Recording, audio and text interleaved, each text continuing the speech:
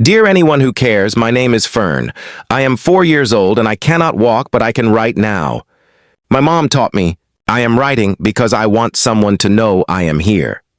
The letter was written in large, careful crayon letters on lined paper. Red crayon?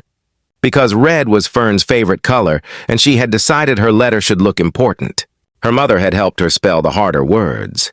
The address at the top was their own, written by Fern herself in the unsteady but determined script of a child who has recently mastered something and applies it with full commitment.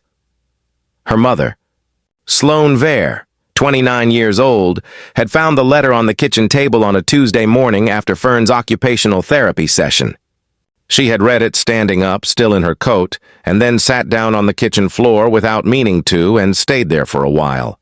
Fern had paraplegia from a spinal condition diagnosed at 18 months. She used a small wheelchair. She was, by any measure, one of the most communicative and socially determined 4-year-olds Sloane had ever encountered, which was not surprising, since communication was what Fern had instead of the movement other children took for granted. Sloane had asked Fern carefully who she wanted to send the letter to. Anyone who cares, Fern said, as though this were a category with a known address.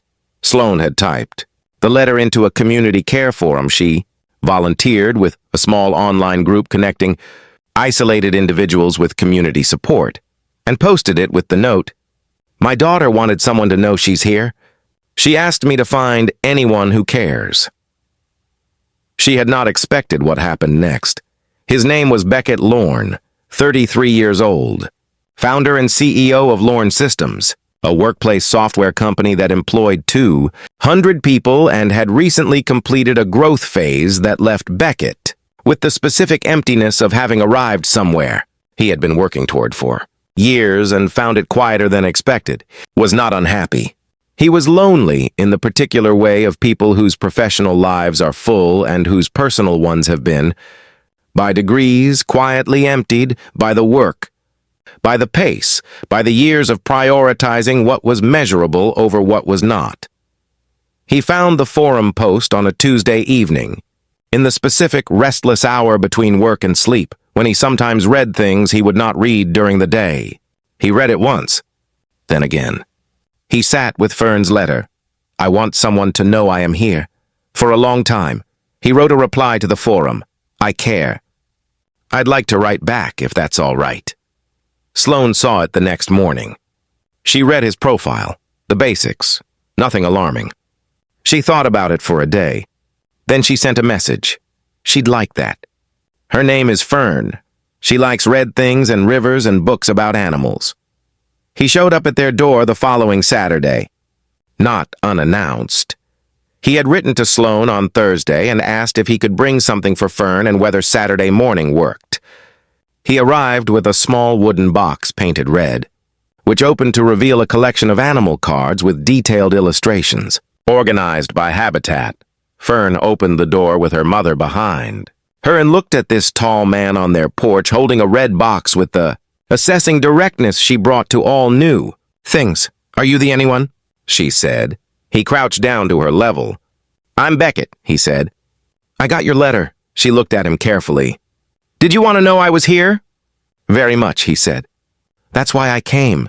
She considered this for a moment with the full gravity of someone weighing an important decision. Then she backed her wheelchair up to let him in, which was, in Fern's vocabulary, the highest form of welcome. He came back the following Saturday, and the one after. He brought books, animals, rivers, one magnificent atlas of world waterways that Fern treated as a sacred object. He sat on the floor beside her wheelchair so they were at the same height, and she showed him her drawings, and he showed her photographs from his phone of places he had traveled, narrating them the way someone narrates things to a person whose attention is complete and whose questions are genuine. Sloane made coffee. She watched from the kitchen doorway. This man who had shown up because her daughter had written a letter to anyone who cared, and he had been, apparently, exactly that, and felt the specific, complicated warmth of something unexpected. That was also exactly right, what she did not know. What she discovered on the 4th Saturday when Fern fell asleep during story time and they sat in the kitchen talking for the first time without a 4-year-old. Narrating was that Beckett had a sister. Had a sister. She had used a wheelchair too from a car accident at 19, and she had died 3 years ago at 28 from an unrelated illness, and he had not known what to do with the specific shape of grief that followed, which was not just about losing her but about the years before. The years he had sometimes been too busy, the calls he had sometimes been too tired for. She wrote me letters, he said, not explaining, just offering. Actual letters on paper. I have all of them. A pause. When I saw Fern's letter, I had to write back. Sloane looked at her coffee, then at him. I'm glad you did, she said softly. So am I, he said. More than I knew how to say when I first showed up. The Saturday after that, Beckett arrived with 2 things. The first was a book Fern had specifically requested, a field guide to river birds. The second was a letter, written on paper, addressed to Fern. Sloane watched Fern open it at the kitchen table with the careful hands of someone handling something important. The letter was 1 page.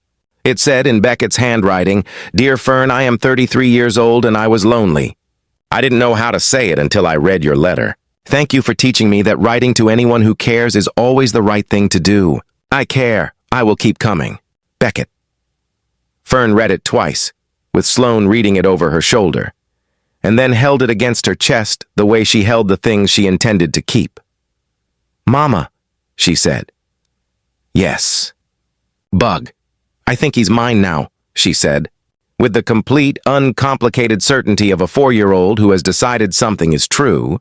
Sloane looked at Beckett across the table.